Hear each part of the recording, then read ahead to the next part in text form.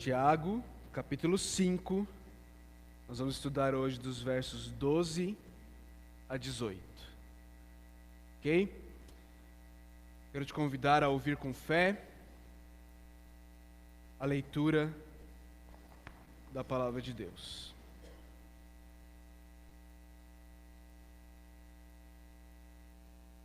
Sobretudo, meus irmãos, não jurem nem pelo céu, nem pela terra, nem por qualquer outra coisa. Seja o sim de vocês sim, e o não, não, para que não caiam em condenação. Entre vocês, alguém que está sofrendo, que ele ore. Há alguém que se sente feliz, que ele cante louvores. Entre vocês, há alguém que está doente, que ele mande chamar os presbíteros da igreja, para que estes orem por ele e o unjam com óleo, em nome do Senhor. A oração feita com fé curará o doente, o Senhor o levantará, e se houver cometido pecados, ele será perdoado. Portanto, confessem os seus pecados uns com os outros, e orem uns pelos outros para serem curados.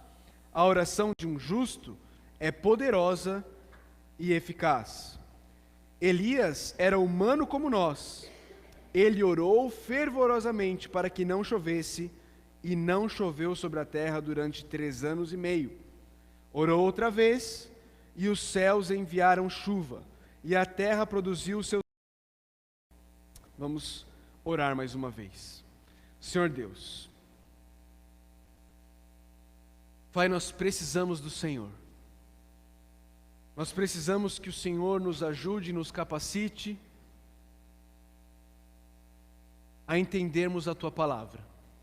Nós estamos diante da Tua Palavra, Senhor, e reconhecemos a nossa incapacidade.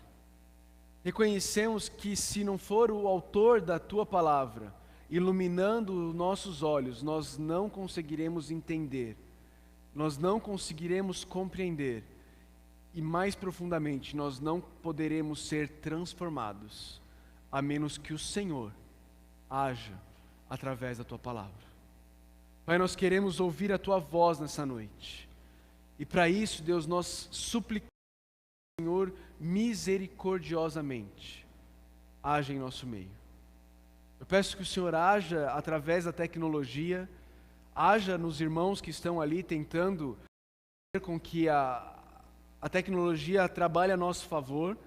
Sabemos que eles estão empenhados, eles fizeram o melhor deles, eles são capazes e nós pedimos pela Tua capacitação na vida deles, Deus. Pedimos que o Senhor me use na minha fraqueza. Pedimos que o Senhor me use apesar de mim, para que de forma, com raciocínio claro, eu consiga entender e transmitir, Deus, o que o Senhor tem para nos ensinar nessa passagem da Tua Palavra. Nós pedimos isso, Senhor, confiados no Teu Filho, o nosso Senhor, o nosso Salvador, nosso Redentor Jesus Cristo. Amém. Queridos, nós estamos estudando a carta de Tiago já há algumas semanas e meses, na verdade, e agora nós chegamos na parte final. Tiago agora entra na conclusão da carta que ele escreve a essa igreja. E antes da gente entrar nessa conclusão, eu quero fazer aqui um sobrevoo rápido, um panorama rápido da situação que levou Tiago a escrever essa carta. Nós precisamos recapitular um pouco o que está acontecendo.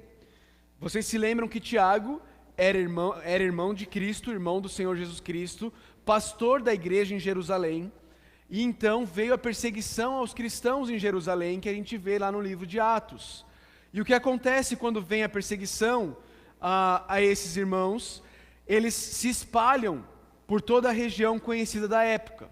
E Tiago, que era pastor desses irmãos, escreve essa carta para ajudá-los a entender como a fé que eles têm no Senhor Jesus Cristo precisa se transformar ou precisa transbordar em atitudes práticas no viver de cada um deles. Por isso nós chamamos essa série de Eu Creio e Agora.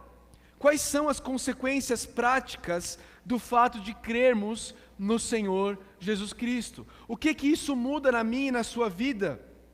Especificamente nos momentos de sofrimento e dificuldade. Como é que essa fé precisa ser demonstrada de segunda a segunda e não apenas no domingo à noite, quando nós nos reunimos aqui como igreja? Ok, então vamos lá. Versículo 12, Tiago começa falando sobretudo. E quando alguém fala sobretudo, a ideia é acima de tudo. Então Tiago está deixando claro para mim e para você que o que ele vai falar aqui não é importância, mas pelo contrário, é algo extremamente relevante, extremamente importante para mim e para você. Quando alguém está numa conversa comigo, com você, e esse alguém fala assim: olha, acima de todas as coisas, esse é o momento em que você para e você foca no que essa pessoa tem para dizer, porque ela tem algo importante para nos dizer. Tiago diz: sobretudo, meus irmãos, não jurem nem pelo céu, nem pela terra, nem por qualquer outra coisa. E queridos, é difícil entender exatamente por que Tiago colocou esse versículo 12 aqui. Se você olhar para trás, para o que nós estudamos semana passada, você vai se lembrar que Tiago estava falando sobre o fato de nós sermos pacientes e perseverantes em meio ao sofrimento. Lembram-se disso? Nos versos 1 a 7, Tiago tinha falado sobre os ricos incrédulos que estavam esfolando os pobres de forma injusta, retendo o salário deles. Depois dos versos 7 até 11, Tiago fala com os irmãos em Cristo, dizendo: irmãos, sejam pacientes em meio à tribulação. Esperem, Jesus Cristo está voltando. O juiz está à porta. Ele está chegando. Confiem nele, descansem nele. E agora, parece que até de uma forma desconectada, Tiago insere aqui algo que não parece ter muito a ver com o que ele está falando. Do nada, Tiago traz esse assunto sobre não jurar. E ele diz: sobretudo, meus irmãos, não jurem, nem pelo céu, nem pela terra, nem por qualquer outra coisa. Seja o sim de vocês, sim, e o não, não, para que não caiam em influência. E a gente tem que entender por quê. O que Tiago está querendo dizer com este versículo sendo inserido aqui? Parece que se o versículo 12 não estivesse aqui, o argumento de Tiago correria de uma maneira muito mais fluida. Ele fala ter paciência, está voltando, e a gente não vai. Mas do 13 em diante, como nós lemos, Tiago está falando para a gente orar em meio ao sofrimento. Para se tem alguém doente, chamar os presbíteros e orar. Parece que tem conexão o verso 13 em diante com os versos 11 para trás. Mas o verso 12 parece estar meio que flutuando aí. Parece não fazer sentido dentro do argumento do texto de Tiago. E daqui um pouco nós vamos olhar que existe sim uma forma de entender que o verso 12 tem conexão com o todo de Tiago. Mas se nós queremos entender esse versículo 12, o que Tiago está nos ensinando aqui de uma forma geral e ampla, ele está nos ensinando a não jurarmos, ele está nos ensinando a termos palavra, ele está nos ensinando, se ele não estiver ensinando nada mais, que eu e você precisamos ser conhecidos como pessoas que cumprem. Precisamos ser conhecidos como pessoas que, quando dão a sua palavra, cumprem a sua palavra. Que, quando firmam acordos, cumprem os seus acordos. Infelizmente, essa não tem sido uma característica do cristão. Aqueles que têm o cabelo branco aí na cabeça podem testemunhar que no passado, quando alguém falava fulano é crente, isso trazia toda uma percepção de confiança na palavra daquela pessoa.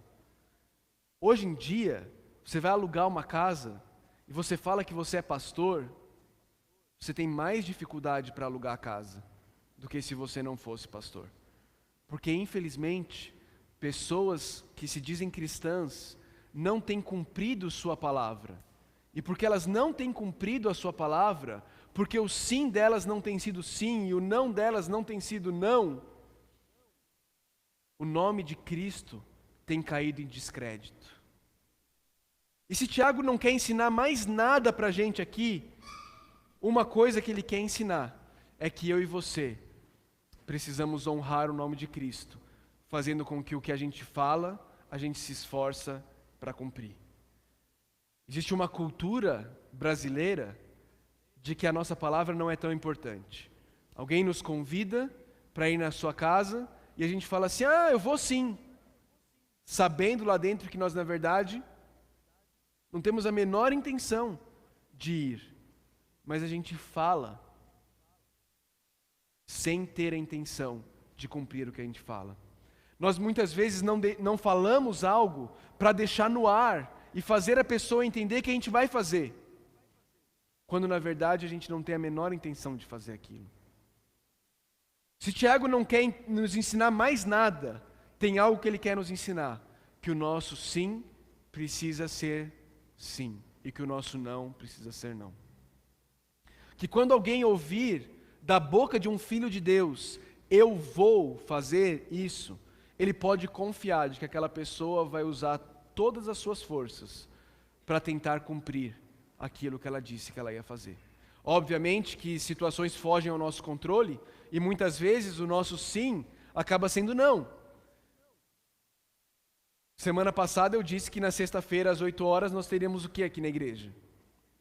Uma apresentação do Grupo M. Eu cumpri a minha promessa? Não. Meu sim foi não. Fugiu ao meu controle. Mas dentro do que eu pude fazer, do que nós pudemos fazer, nós tentamos fazer isso. Queridos, nós precisamos ser conhecidos como pessoas que se esforçam e que falam com a intenção de cumprir. Falam com a intenção de fazer aquilo que elas estão falando. Mas existe aqui alguma ligação entre o que Tiago está ensinando nos versos de 7 a 11 e o que ele passa a continuar a ensinar nos versos 13 a 18? Eu creio que existe. Eu quero dar os créditos para o pastor Jonas Madureira. Ouvindo ele ensinando sobre esse texto, eu consegui entender como o verso 12 está dentro do argumento dos versos 13 a 18. E ele defende que o que Tiago está querendo mostrar aqui é que eu e você, diante do sofrimento, diante da dor, diante da necessidade, nós temos a tendência de fazermos promessas. Nós temos a tendência de fazermos votos. Deus, se você me livrar dessa situação, eu juro que. Acontece isso no contexto da igreja brasileira ou não? Acho que não é novo. Acho que já acontecia no primeiro século. Tiago está dizendo, não jurem, nem pelo céu, nem pela terra, nem por qualquer outra coisa. E é interessante que Tiago está ecoando aqui o ensino de Jesus, que fala a mesma coisa. E por que Jesus diz para nós não jurarmos nem pelo céu, nem pela terra, nem por qualquer outra coisa? Porque nada é nosso. Nada nos pertence. Você não pode jurar por algo que não é teu. E Jesus diz, nada é teu. Então você não pode jurar por nada. O que Tiago está querendo nos ensinar aqui, queridos, é que em meio à dor, em meio ao sofrimento, em meio às dificuldades da vida, o meu e o seu caminho não deve ser o de tentar barganhar com Deus. Deus, se o Senhor me livrar disso, se o Senhor abrir aquela porta, se o Senhor resolver essa situação, eu vou fazer isso, isso e isso pelo Senhor. Queridos, não se pode barganhar com um Deus que é dono de toda a terra. Você só barganha com alguém que precisa de alguma coisa. E Deus não precisa de absolutamente nada. Ele é dono de tudo. Tiago está dizendo, não tente barganhar com Deus. Não tente fazer votos, como se você pudesse resolver a situação. Como se estivesse em suas mãos fazer algo para conseguir mudar a situação.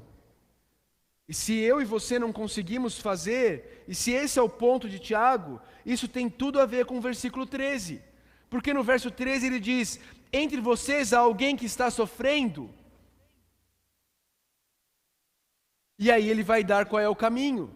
Se o caminho não é fazer um voto, se o caminho não é jejuar, se o caminho não é jurar a Deus para que Deus então possa de alguma forma resolver o nosso problema, qual é o caminho? Entre vocês há alguém que está sofrendo? O que Tiago diz? Que ele ore. Que ele ore. Diante dos sofrimentos da vida, o caminho não é olhar para você e o que você pode fazer. O caminho não é ir para Deus e dizer, Deus, eu vou fazer isso, isso, isso e isso. Fazendo votos e juramentos a Deus. Diante dos sofrimentos da vida, Tiago está nos ensinando, dobremos os nossos joelhos e reconheçamos a nossa incapacidade e a nossa insuficiência. E ao mesmo tempo reconheçamos que servimos a um Deus que é todo-poderoso, que é totalmente capaz e que Ele sim pode fazer e pode transformar toda e qualquer circunstância da nossa vida. Tiago está dizendo a alguém entre vocês que está sofrendo que ele ore, que ele ore. Ah, mas e aqueles que estão felizes? Há alguém que se sente feliz? Há alguém que tem vivido uma vida tranquila? Há alguém entre vocês que está vivendo um momento tranquilo da vida? Qual é o ensino de Tiago? Que ele cante e ore. Queridos, o que Tiago está dizendo para mim e para você é que não importa qual seja a circunstância da minha e da sua vida, eu e você precisamos viver diante da face de Deus. Eu e você precisamos viver diante da realidade da nossa impotência e da soberania do Deus a quem nós servimos. Eu e você precisamos viver diante do fato de que nós servimos a um Deus que é todo-poderoso. Sabe o que isso vai fazer? Isso vai fazer com que quando nós estivermos sofrendo, nós dobremos o nosso joelho. Só Ele pode resolver o nosso problema. E isso vai fazer que quando as coisas estiverem bem, nós não olhemos para as circunstâncias, batamos no nosso peito e falemos, veja como eu sou bom. Mas nós reconheçamos que se está tudo bem na nossa vida, a honra, a glória e a razão de estar tudo correndo bem é por causa de Deus. E então nós vamos de novo levantar as nossas mãos e reconhecer que é Ele quem tem agido no nosso meio. Está sofrendo? Ore àquele que pode resolver o seu problema. Está tudo bem? Cante louvores, reconhecendo que só está tudo bem, porque Ele tem agido na minha e na sua vida.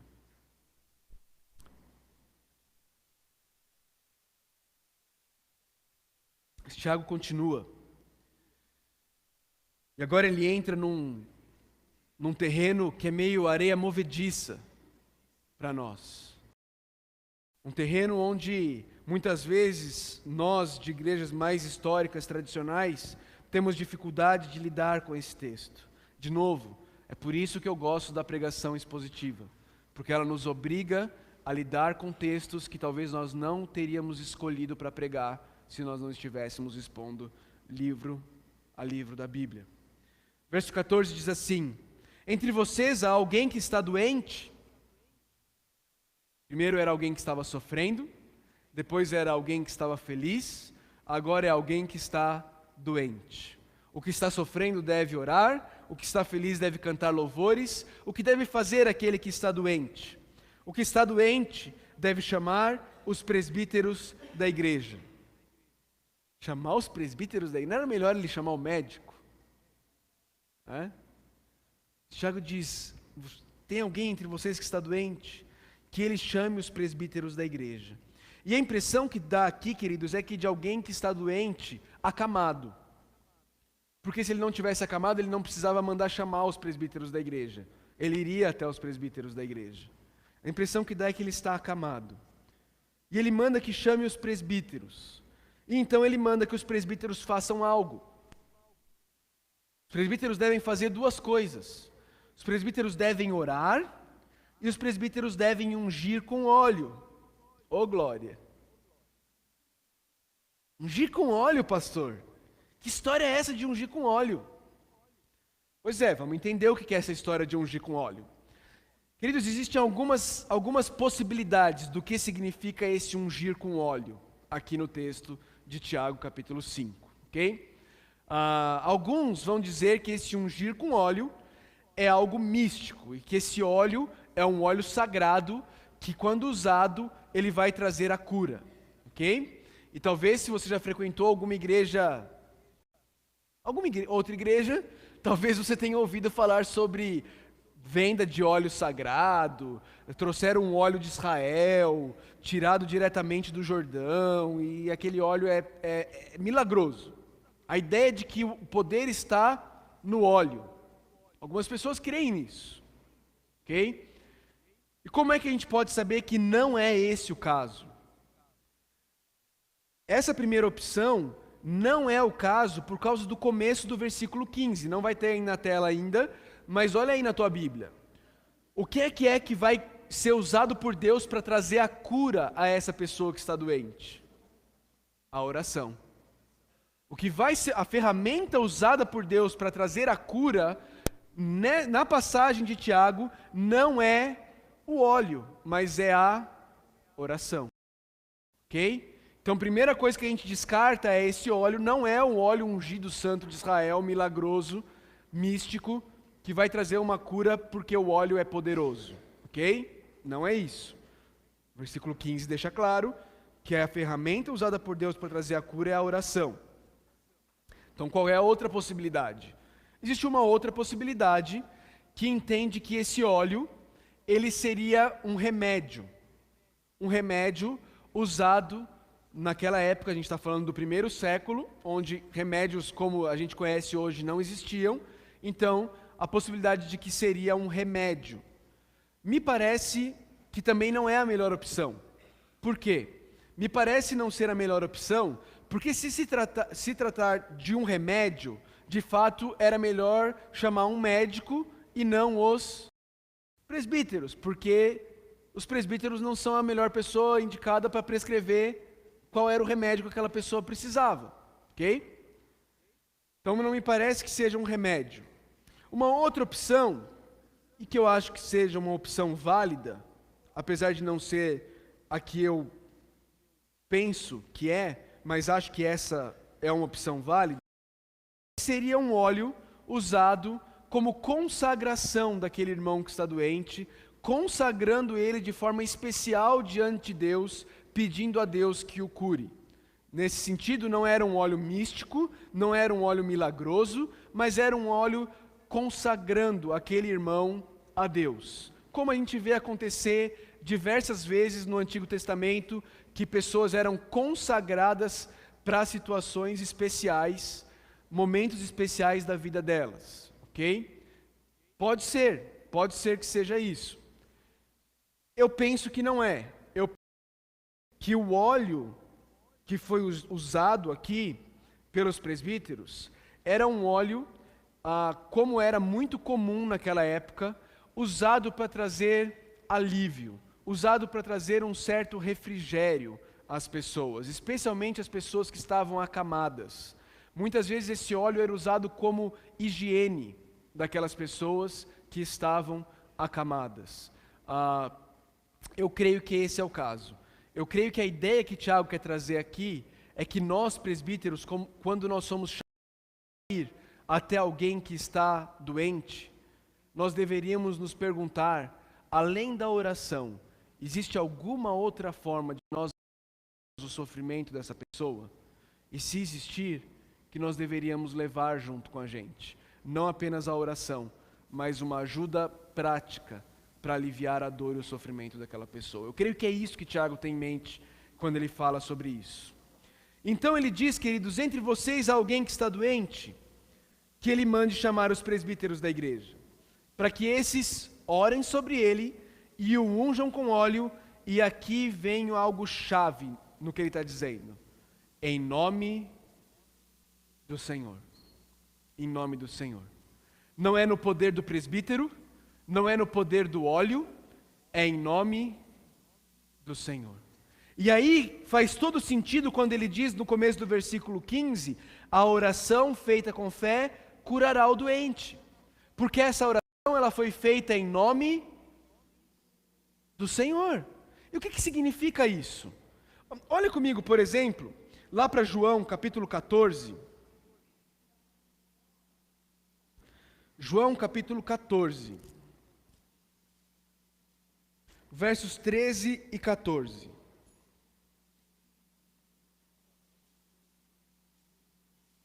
Jesus está falando aqui. E Jesus diz assim, lá no Evangelho de João, capítulo 14, versos 13 e 14. E eu farei o que vocês pedirem em meu nome, para que o Pai seja glorificado no Filho. O que vocês pedirem em meu nome, eu farei. O que isso significa? Será que significa que tudo que a gente pedir, e no final a gente colocar as palavrinhas mágicas em nome de Jesus, Jesus vai fazer? Será que é isso que significa? Tudo que vocês pedirem em meu nome, eu farei?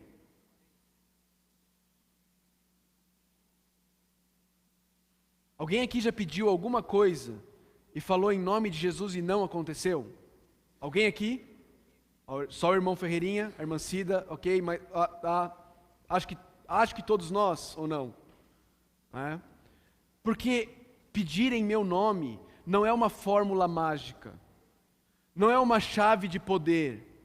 Pedir em meu nome significa pedir de acordo com a minha vontade, significa pedir para a glória do meu Pai. Olha o que o versículo 13 diz, lá de João, eu já tirei de lá, João 14. No versículo 13, ele fala sobre a glória do Pai. Ele diz, e eu farei o que vocês pedirem em meu nome, para que o Pai seja glorificado no Filho. Pedir em nome do Senhor, significa pedir de acordo com a vontade do Senhor. Significa pedir para a glória do Senhor. Aliás, o próprio Tiago fala sobre isso, quando ele diz lá em Tiago, no versículo 3, quando pedem não recebem, pois pedem por motivos errados para gastar em seus prazeres. Não pede para a glória do Senhor, pede pelos motivos errados. Então por que a oração feita com fé curará o doente? Porque ela é feita em nome do Senhor.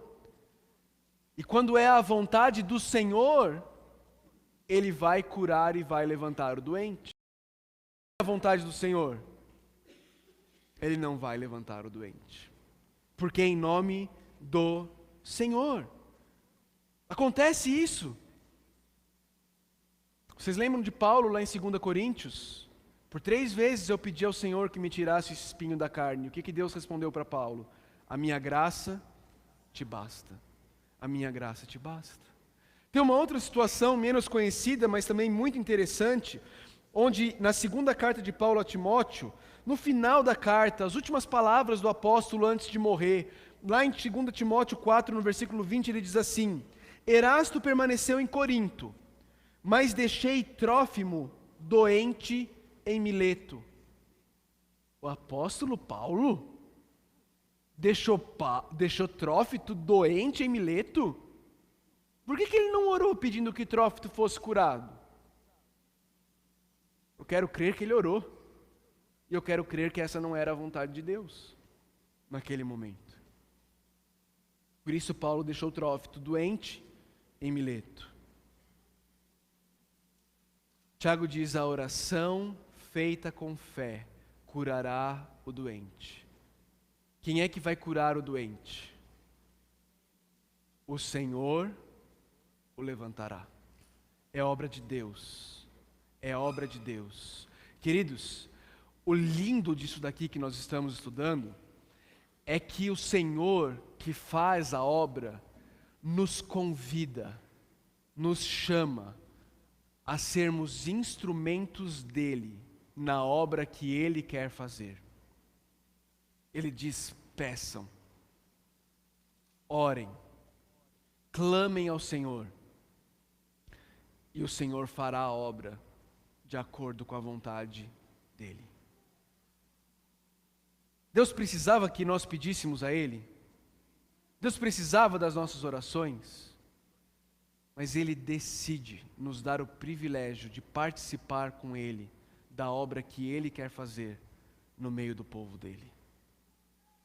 Quando eu e você deixamos de orar uns pelos outros, nós perdemos o privilégio de sermos colegas de trabalho de Deus na obra em que Ele quer realizar na vida dos nossos irmãos em Cristo.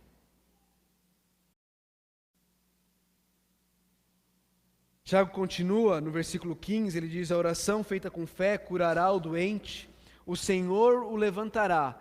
E aí ele diz: e se houver cometido pecados, ele será perdoado. Essa palavrinha "se", ela é extremamente importante. Ela é extremamente importante.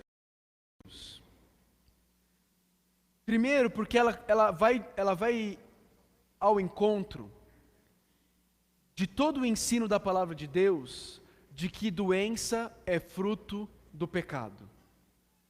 Só existe doença no mundo porque o pecado entrou no mundo. Se não existisse pecado, não existiria doença. Mas ele também vai ao encontro de toda a Bíblia, de todo o ensino da palavra de Deus, ao demonstrar que nem toda doença é fruto de um pecado específico. É fruto do pecado de quem está doente. Porque, queridos, essa é a nossa tendência. Quando nós vivemos dias prolongados de doença, nós começamos a questionar se aquilo não é fruto e não é consequência do nosso pecado.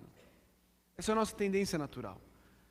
Já ouviu aquela expressão: eu joguei pedra na cruz? As coisas começam a dar errado e a gente começa a achar que a gente fez algo. E como consequência disso, nós estamos pagando pelo algo que nós fizemos. Tiago está dizendo que nem sempre esse é o caso. Algum irmão está passando por diversas dificuldades e a gente já começa a questionar: o que será que ele fez? Qual será que é o pecado? E esse "e se" de Tiago é importante, porque ele nos mostra que, de fato, pode ter sido algo que nós fizemos. Pode ser consequência do nosso pecado. E nós precisamos avaliar a nossa vida e ver se existe algum pecado que nós temos escondido, que nós não temos confessado. Davi, o salmista, ele diz: enquanto eu calei os meus pecados, envelheceram-se os meus ossos. Os nossos pecados, o peso, quando nós carregamos o peso do nosso pecado, sem confessá-los, sem colocá-los aos pés da cruz de Cristo, eles nos esmagam. Nós não temos capacidade, nós não temos estrutura para suportar o peso do nosso pecado. Tiago diz: se houver cometido pecados, ele será perdoado. Chama os presbíteros oram, trazem alívio físico. Se Deus quiser, esse irmão será perdoado, confessará os seus pecados e será perdoado. Versículo 16, ele diz: portanto, uma conclusão. Ele está concluindo tudo o que ele está ensinando. Ele diz: portanto, à luz de tudo isso, confessem os seus pecados uns aos outros. Pastor, o que isso significa? Significa que nós vamos abrir um período do culto semanalmente para cada um vir aqui, confessar os seus pecados? Não é isso. Não é isso que isso significa. Se você lembra, e se você estava aqui nas semanas anteriores, você deve se lembrar que existia muito pecado interpessoal nessa igreja. Existiam muitas pessoas pecando umas contra as outras.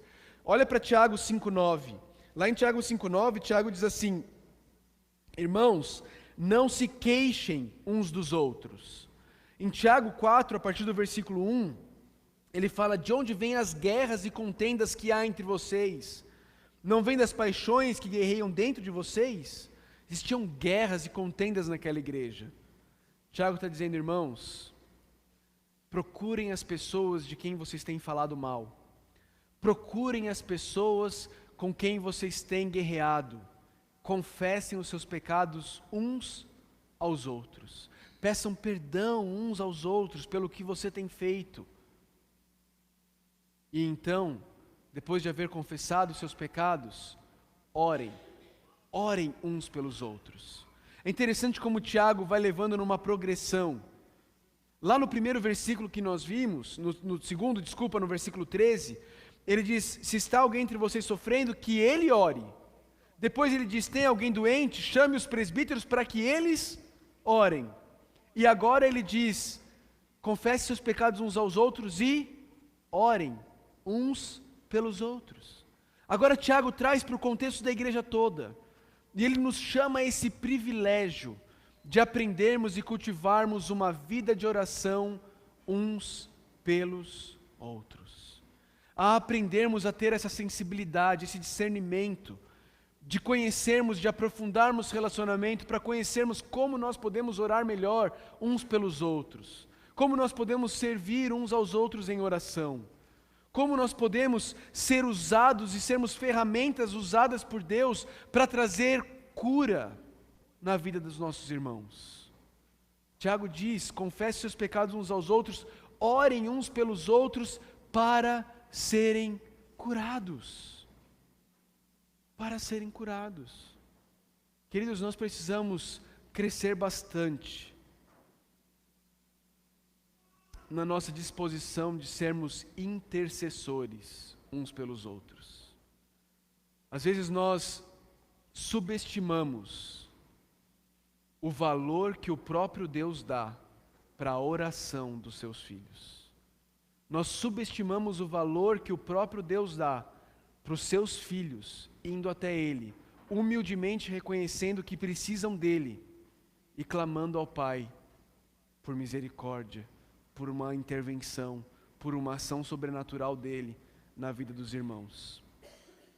Costumo dizer que todo pai, toda mãe gosta que os seus filhos demonstrem que precisam deles. Outro dia eu perguntei para uma irmã qual era o prato que os filhos dela mais gostavam, e ela falou, e eu falei, você gosta de fazer esse prato para os seus filhos? Ela falou que gostava, e eu falei, mas e quando os seus filhos vêm até você e pedem, mamãe, faz aquela comidinha, aquela específica, isso alegra o teu coração? E ela falou, muito, com um sorriso daqui a aqui. Queridos, o nosso Pai amoroso, Ele quer nos dar boas coisas. Ele quer nos abençoar, Ele quer agir em nossa vida, e Ele se alegra quando nós reconhecemos diante dEle, de que só Ele pode fazer o bem que eu e você precisamos. Ele se alegra quando nós reconhecemos que nós precisamos dEle.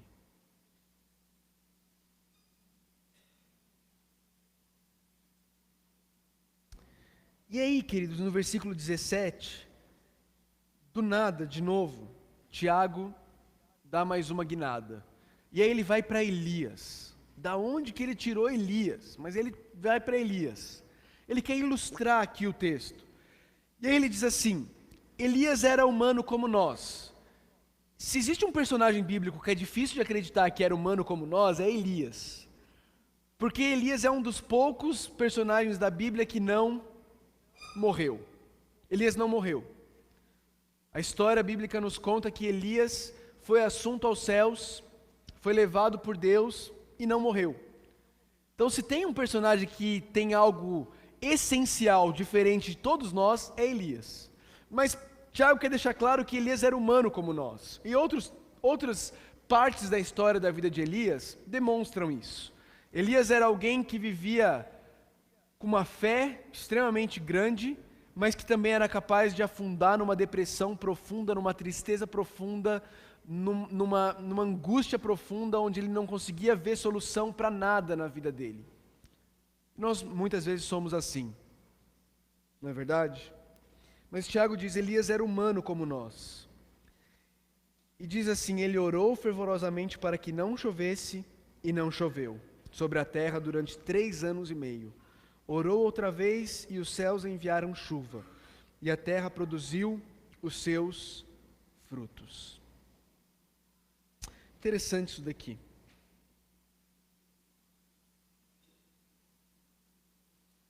Abre a Bíblia comigo lá em 1 Reis 18. Vamos olhar os versículos 41 a 46. E vamos ver um pouco do que Tiago está falando. 1 Reis 18.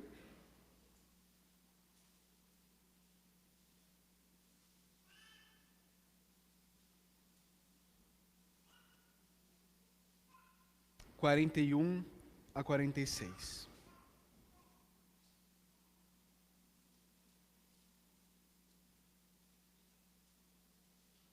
Diz assim a palavra de Deus. E Elias disse a Acabe: vá comer e beber, pois já ouço barulho de chuva pesada. Então Acabe foi comer e beber, mas Elias subiu até o alto do Carmelo, dobrou-se até o chão e pôs o rosto entre os joelhos. Vá e olhe na direção do mar, disse ao seu servo. E ele foi e olhou. Não há nada lá, disse ele. 7 vezes Elias mandou: volte para ver. Na 7ª vez o servo disse: uma nuvem tão pequena quanto a mão de um homem está se levantando do mar. Então Elias disse: vá dizer a Acabe: prepare o seu carro e desça antes que a chuva o impeça. Fazia 3 anos e meio que não chovia. Enquanto isso, nuvens escuras apareceram no céu. Começou a ventar e a chover forte. E Acabe partiu de carro para Jezreel. O poder do Senhor veio sobre Elias, e ele, prendendo a capa com o cinto, correu à frente de Acabe por todo o caminho até Jezreel. Poderoso, não? Poderoso ou não? Ao mesmo tempo, persistente. Porque ele orou, mandou o servo ver, nada. 7 vezes, nada. Até que viu uma nuvenzinha e falou: pode avisar o rei para ele vir, porque senão ele vai atolar. O carro dele vai atolar no caminho. Pode avisar ele, para ele começar a vir. Queridos, por que Elias orou e aconteceu o que ele orou? Por que Elias tinha certeza de que iria chover?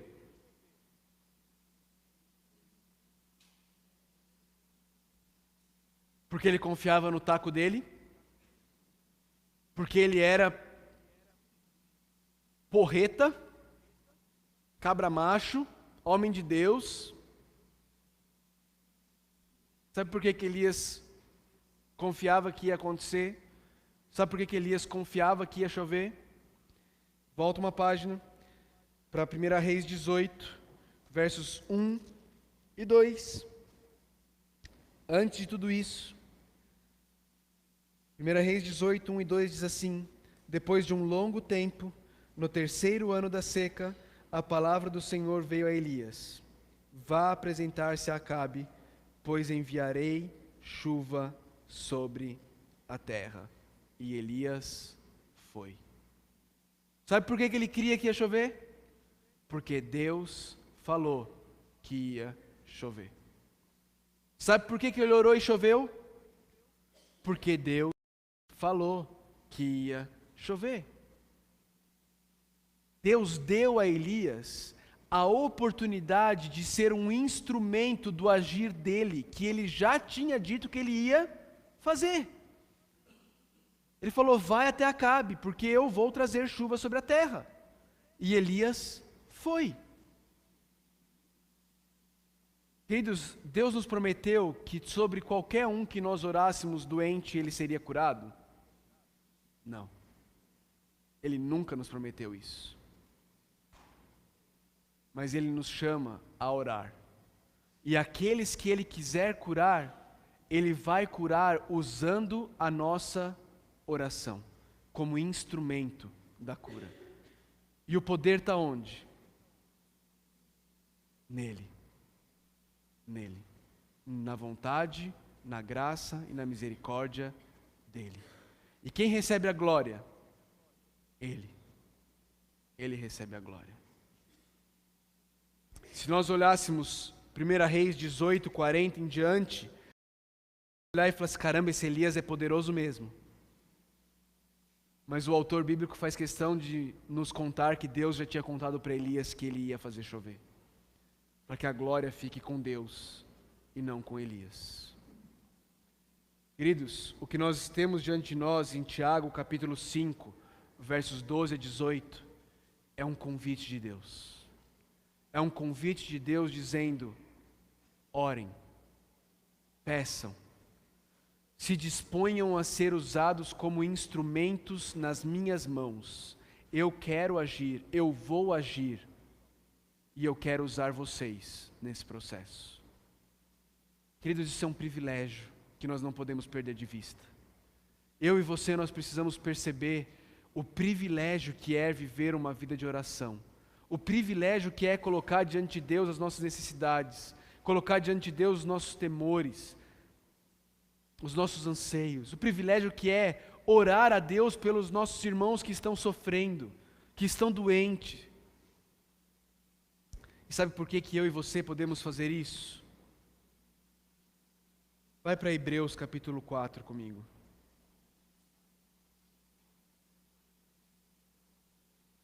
Sabe por que eu e você podemos orar? Sabe por que eu e você podemos ser usados por Deus como instrumento na vida dos nossos irmãos?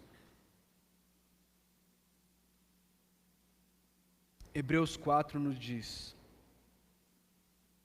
a partir do versículo 14: portanto, visto que temos um grande sumo sacerdote que adentrou os céus, Jesus, o Filho de Deus, apeguemo-nos com toda a firmeza à fé que professamos, pois não temos um sumo sacerdote que não possa compadecer-se das nossas fraquezas, mas sim alguém que, como nós, passou por todo tipo de tentação, porém sem pecado. Assim, aproximemo-nos do trono da graça, com toda a confiança, a fim de recebermos misericórdia e encontrarmos graça que nos ajude no momento da necessidade. Sabe por que eu e você podemos nos aproximar do trono da graça? Porque nós temos um sumo sacerdote. Nós temos o sacrifício perfeito de Jesus. Os irmãos se lembram que quando Jesus Cristo morreu, o véu se rasgou de cima a baixo? O que era aquele véu? Era o véu que separava as pessoas, o povo de Deus, da presença de Deus. Por causa de Jesus Cristo, eu e você, nós temos o privilégio de acessar o trono da graça de Deus. E como o autor de Hebreus diz, nós podemos fazer isso com confiança de que encontraremos graça e misericórdia para o momento da necessidade. Queridos, se você, se eu, se nós não temos vivido uma vida de oração, é porque nós ainda não entendemos o quanto nós precisamos disso. Não é supérfluo, não é um acessório na vida do cristão, é artigo de primeira necessidade. Nós dependemos da oração para vivermos a vida cristã. Quero terminar lendo um trecho desse livro chamado Oração, Experimentando Intimidade com Deus, escrito pelo pastor Timothy Keller. Na introdução desse livro, ele conta que ele escreveu esse livro quando ele foi dar um curso sobre o livro dos Salmos, e ele ficou claro para ele diz que ele mal arranhava a superfície do que a Bíblia ordenava e prometia em relação à oração. Subsequente a isso, vieram os atentados à Torre Gêmeas lá em 2011, na cidade onde ele é pastor, em Nova York. E ele diz assim: nessa situação, a cidade inteira afundou numa espécie de depressão clínica coletiva, mesmo enquanto se recuperava de tudo. Para minha família, as trevas foram mais intensas, uma vez que minha esposa Kate lutava contra os efeitos da doença de Crohn. E por fim eu fui diagnosticado com câncer de tireoide. Em determinado momento, ele diz, no meio disso tudo, minha esposa insistiu em que fizesse com ela algo que nunca tivéramos autodisciplina para fazer com regularidade. Pediu-me para orar com ela todas as noites. Todas as noites. Ela usou uma ilustração que traduziu muito bem o que ela sentia. Pelo que me lembro, ela disse algo mais ou menos assim: Imagine que você recebeu o diagnóstico de uma enfermidade tão letal que o médico lhe deu poucas horas de vida, a menos que tome determinado remédio, um comprimido, toda noite, antes de dormir. Imagine que ele lhe recomende não deixar de tomar o remédio uma noite sequer, senão você morrerá. Você acha que se esqueceria de tomar esse remédio? Ou deixaria de tomá-lo algumas noites? Não. Seria tão crucial não se esquecer que você jamais deixaria de tomá-lo. Bem, se não orarmos juntos a Deus, não sobreviveremos a tudo que estamos enfrentando. Eu com certeza não sobreviverei. Temos de orar. Simplesmente não podemos deixar que isso nos saia da cabeça. Temos de orar. Queridos, a minha e a sua vida não é em nada mais fácil. Eu e você não somos em nada melhores do que o pastor Tim e a esposa dele, a Kate. Tanto eu quanto você precisamos, assim como eles, viver vidas que reconhecem que nós somos dependentes de Deus. E nós temos que orar. Nós precisamos orar. Quando eu e você vivemos períodos prolongados sem orar, e aqui eu não estou falando daquela refeição do café da manhã, do almoço e da janta, Deus, obrigado pelo alimento, em nome de Jesus, amém. Eu estou falando de oração, estou falando de dobrar os joelhos, reconhecer Deus, eu não consigo sem o Senhor, eu preciso de Ti em cada aspecto da minha vida. Quando nós vivemos a vida sem isso, nós estamos falando para Deus que nós podemos fazer sozinhos. Que nós conseguimos sem Ele, que nós temos tudo sob controle, e nós vivemos como se Deus fosse apenas aquele gênio da lâmpada, que para momentos especiais, específicos, aí a gente dá uma esfregadinha na lâmpada, Deus, agora é com o Senhor. Precisamos reconhecer que cada minuto, cada segundo de nossas vidas, nós dependemos de Deus. Por isso que nós precisamos orar sem cessar, como diz o apóstolo Paulo. Orar sem cessar. Quais são as boas novas? As boas novas é que nós podemos, porque Cristo rasgou o véu do santuário. Ele é o nosso sumo sacerdote. E agora nós podemos adentrar com confiança, certos de que receberemos graça e misericórdia para todos os diversos momentos de necessidade das nossas vidas. Glória a Deus por isso, irmãos. Vamos orar. Senhor Deus, nós somos gratos a Ti pela Tua imensa graça, pela Tua imensa misericórdia, pelo grande amor com que o Senhor nos amou, pelo fato do Senhor ouvir as nossas orações, pelo fato do Senhor querer que nós falemos contigo, pelo fato do Senhor querer responder às nossas orações, Deus. Senhor, nós reconhecemos que muitas vezes, como o apóstolo Tiago diz,